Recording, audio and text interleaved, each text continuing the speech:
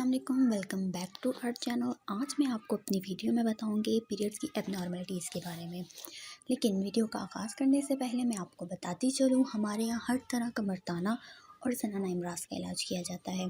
हमसे अपना इलाज करवाने के लिए या हमारी अदवायात घर बैठे पार्सल हासिल करने के लिए या किसी भी कंपनी की अदवायात और जड़ी बूटी घर बैठे हासिल करने के लिए आप हमसे व्हाट्सएप पर रब्ता कर सकते हैं। हमारा व्हाट्सएप नंबर आपको स्क्रीन पे शो हो जाएगा।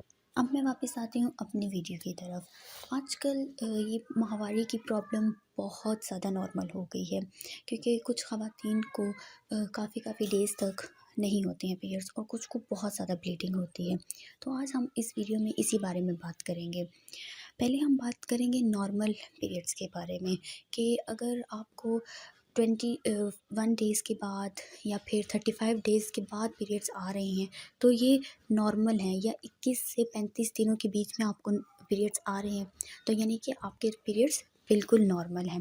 और अगर आपके पीरियड्स 2 से 8 दिन तक रहते हैं तो ये भी नॉर्मल है। लेकिन अगर 8 दिन से ज़्यादा बढ़ जाते हैं तो ये एबनॉर्मल में आ जाता है। उसके अलावा ब्लीडिंग का एक स्पेसिफ़िक पैटर्न होता है, यानी कि स्टार्ट के 2-3 दिनों में हैवी ब्लीडिंग होती है, उसके बाद जो है बस हल्के हल्के स्पॉट्स लगते हैं। ये बिल्कुल नॉर्मल पीरियड्स में आ जाता है। अब हम बात करेंगे एबनॉर्मल पीरियड्स के बारे में। कुछ ख़वातीन को 30-30, 40-40 दिनों के बाद भी पीरियड्स नहीं आते, कुछ को 2-2 मंथ बाद पीरियड्स आते हैं, तो ये आपके एबनॉर्मल पीरियड्स में आ जाता है। या फिर कुछ ख़वातीन को बार पीरियड्स आते हैं, यानी कि 10 डेज़ गुज़र जाते हैं, 20 डेज़ गुज़र जाते हैं, लेकिन उनके पीरियड्स हो रहे होते हैं, ये भी एबनॉर्मल पीरियड्स में ही आ जाते हैं। एक दिन का स्पॉट लगना भी, हल्का सा दाग लगना भी पीरियड्स में ही आता है, लेकिन ये एबनॉर्मल पीरियड्स में आता है। इसकी वजह से ये हमें जानना ज़रूरी है कि ऐसी क्या प्रॉब्लम है जिसकी वजह से इतने कम पीरियड्स हो रहे हैं या फिर ज़्यादा पीरियड्स हो रहे हैं। इसलिए आपको जब एबनॉर्मल पीरियड्स हों तो आपको फ़ौरन अपने डॉक्टर के पास जाना चाहिए, ताकि वो आपका जायज़ा ले सकें कि आपको क्यों ये इतने एबनॉर्मल पीरियड्स हो रहे हैं। अब मैं आपको बताऊं कि एबनॉर्मल पीरियड्स की वजूहात के बारे में।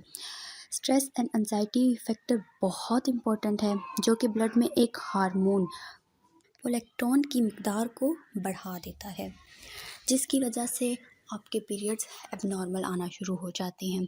उसके अलावा अगर आपकी उम्र 13 साल है, ये वजह भी हो सकती है कि आपके पीरियड्स एबनॉर्मल आ रहे हैं, या आपकी उम्र 40 से ऊपर चली गई है और अब आपके पीरियड्स ख़त्म होने वाले हैं, इस वजह से भी आपके पीरियड्स एबनॉर्मल हो सकते हैं। या फिर आप किसी बड़ी बीमारी में से, जैसे कि टाइफाइड वगैरह जैसी बड़ी बीमारियों में से गुजरी हैं और आपने बहुत कोई हैवी मेडिसिन्स ली हैं, जिसकी वजह से आपके बॉडी के अंदर के हार्मोन्स बहुत ज़्यादा चेंज हुए हैं, और या फिर हार्मोन्स की प्रॉब्लम है जिसकी वजह से आपकी पीरियड्स जो है वो नॉर्मल नहीं आ रहे हैं।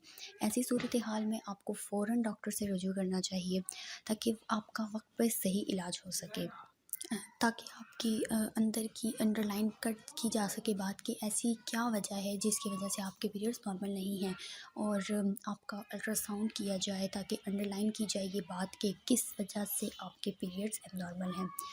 मैं उम्मीद करती हूँ कि मेरी वीडियो आपके लिए हेल्पफुल होगी। इसी के साथ मैं आपसे इजाज़त चाहती हूँ। शुक्रिया एंड अल्लाह हाफ़िज़।